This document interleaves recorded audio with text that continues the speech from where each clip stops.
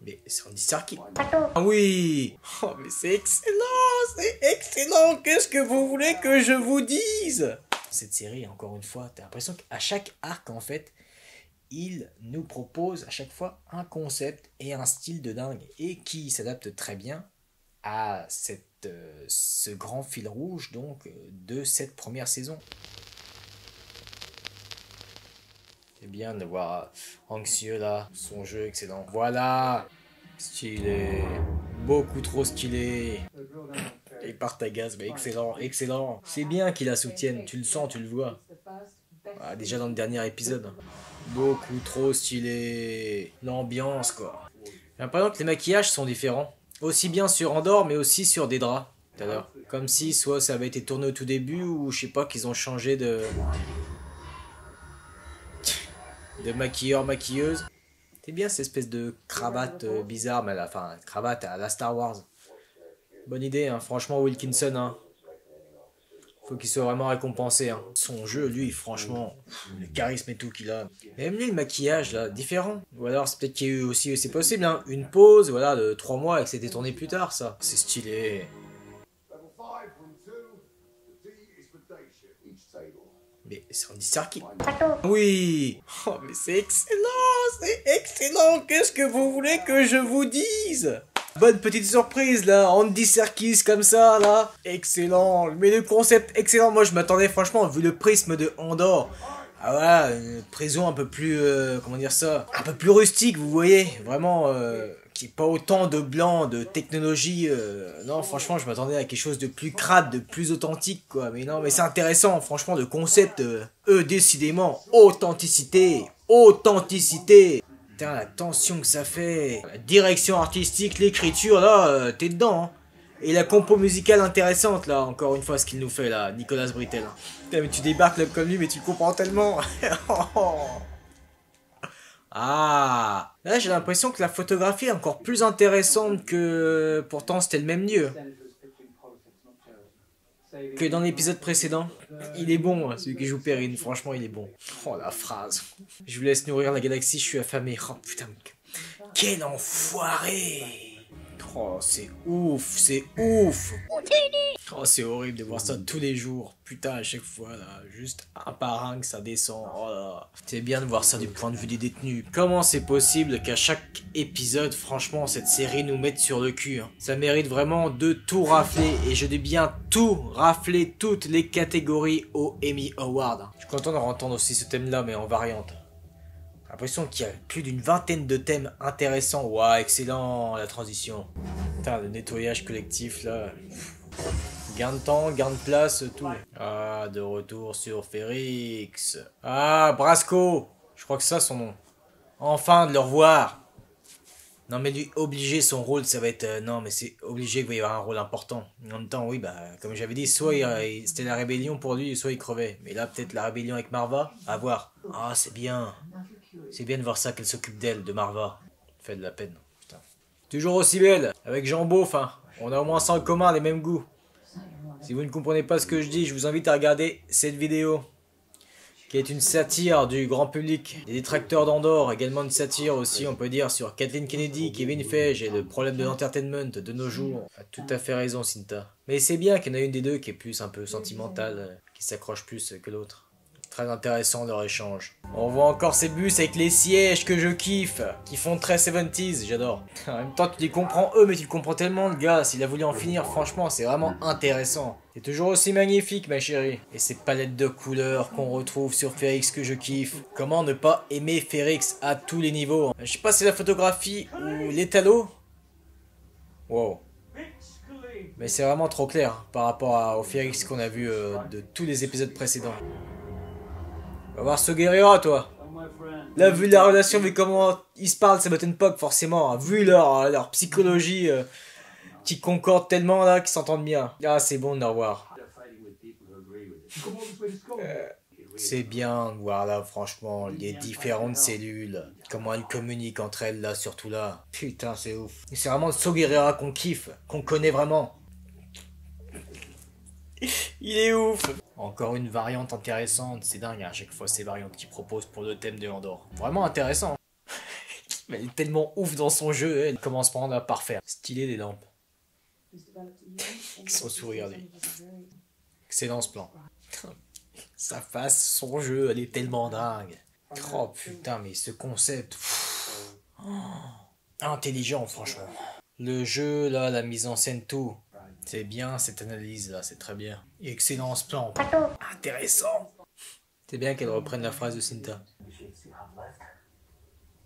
Ah, regarde sur son écran. Tellement intéressant.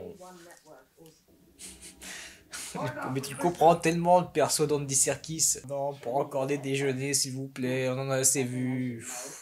Elle est vraiment excellente, elle. Par contre, voilà, les dialogues, toujours excellents.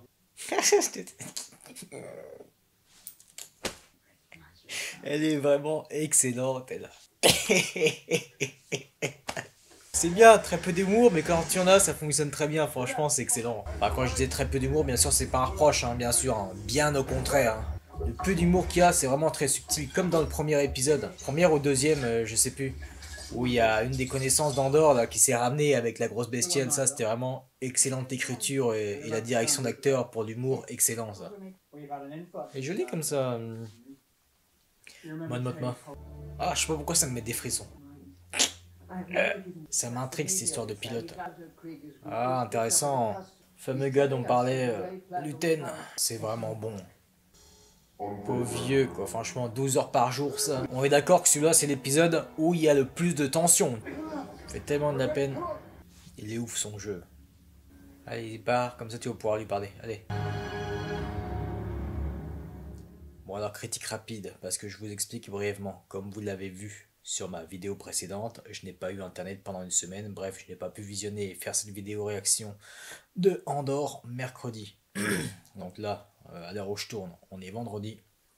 Faut que je me dépêche à faire le montage complet donc de cette vidéo réaction et de la précédente. Bon, la vidéo réaction de l'année dernière, de la semaine dernière, ça c'est fait, c'est monté, voilà. Et que je monte le tout. Et donc, toute la semaine prochaine, je dois tourner dans un court-métrage en tant que comédien, donc, pour notre cher ami Kevin Ngo. Ce qui fait que là, j'ai pas beaucoup de temps pour faire tout ce montage là et ensuite me mettre dans le rôle et faire les préparatifs du tournage, donc qui va arriver vite dès lundi. Ce qui fait que voilà, du coup, critique rapide. En plus, voilà, là, j'ai pas la tête à me mettre vraiment dans une grande critique. Heureusement, du coup, dans cette même vidéo, deux vidéos réactions. Il y a eu pas mal de détails, de commentaires, de petites critiques déjà dans ces vidéos réactions. Bon, voilà, en tout cas, j'espère que je me suis bien exprimé. Si ce n'est pas le cas, désolé, là, j'ai tellement la tête ailleurs, là, il y a trop de trucs, là, c'est le bordel. Et puis avec, voilà, cette coupure internet qui m'a fait perdre encore plus de temps. Donc voilà, bon, sinon, je reviens sur bon, cet épisode-là déjà. La tension de dingue à tous les niveaux. Là, ce que je retiens en acting, c'est l'interprète. Je me souviens même plus de son nom, ça déraille. L'interprète de Dedra, bref, vous m'avez compris. La doubleuse de Yennefer dans le jeu vidéo The Witcher 3. Forcément, elle est excellente, hein, comme beaucoup, hein, comme j'ai dit, hein, le cast depuis le début, même les seconds rôles, ils sont vraiment excellents. Alors elle là, elle m'a mis sur le cul, elle a pu nous proposer encore d'autres palettes de jeux, bah, grâce aux scènes, grâce au dialogue, vraiment excellent.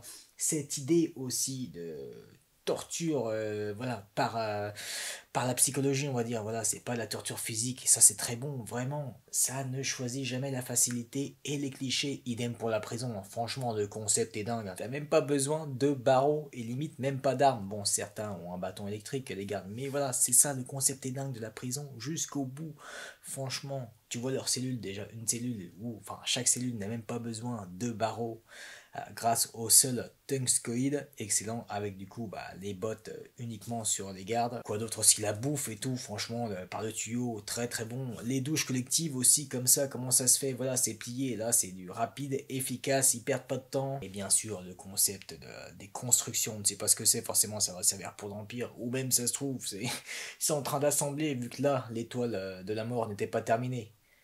Quasiment terminée, hein, la construction. Mais il manquait le canon. Donc ça pourrait très bien servir au canon. Après, on saura peut-être jamais. Hein. Pas besoin de savoir à quoi ça sert. Mais voilà, des trucs pour l'Empire.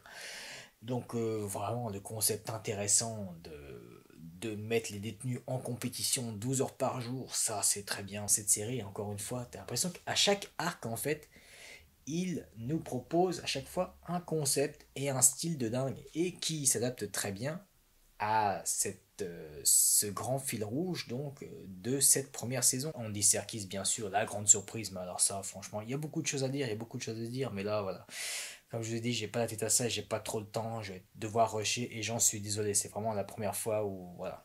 Là, je peux pas proposer de critique correcte. En espérant qu'il n'y ait plus de coupure de net. Hein. Bon, là, le net est rétabli, il n'y en aura plus, mais voilà. Là, c'était un mauvais concours de circonstances, mauvais timing, tout ça. Mais promis, je reviendrai en pleine forme mentale, vraiment focus sur Andorre et Dagobah Taverne dès la semaine prochaine. Bon, peut-être pas pour la critique suivante, pour la vidéo réaction et critique suivante, donc mercredi, parce que ce sera en plein milieu de la semaine de tournage. Donc je serai sûrement encore dans le rôle, parce que comme vous le savez, si vous avez suivi cette chaîne et mes conversations avec Kevin, voilà, moi je suis un adepte de Stanislavski. C'est-à-dire que je m'imprègne aussi bien physiquement que mentalement dans un rôle. Bon, par contre, là, j'avais pas le temps de m'imprégner physiquement. Là, ce sera vraiment surtout, du coup, encore plus full mental dans la méthode Stanislavski. Voilà. Je vous en reparlerai d'ailleurs sur la chaîne de ce court-métrage parce qu'il y a une thématique qui pourrait vous parler, surtout si vous êtes fan de Andorre. Voilà. Bon, sur ce, prenez soin de vous et que la force soit avec vous. Allez, ciao.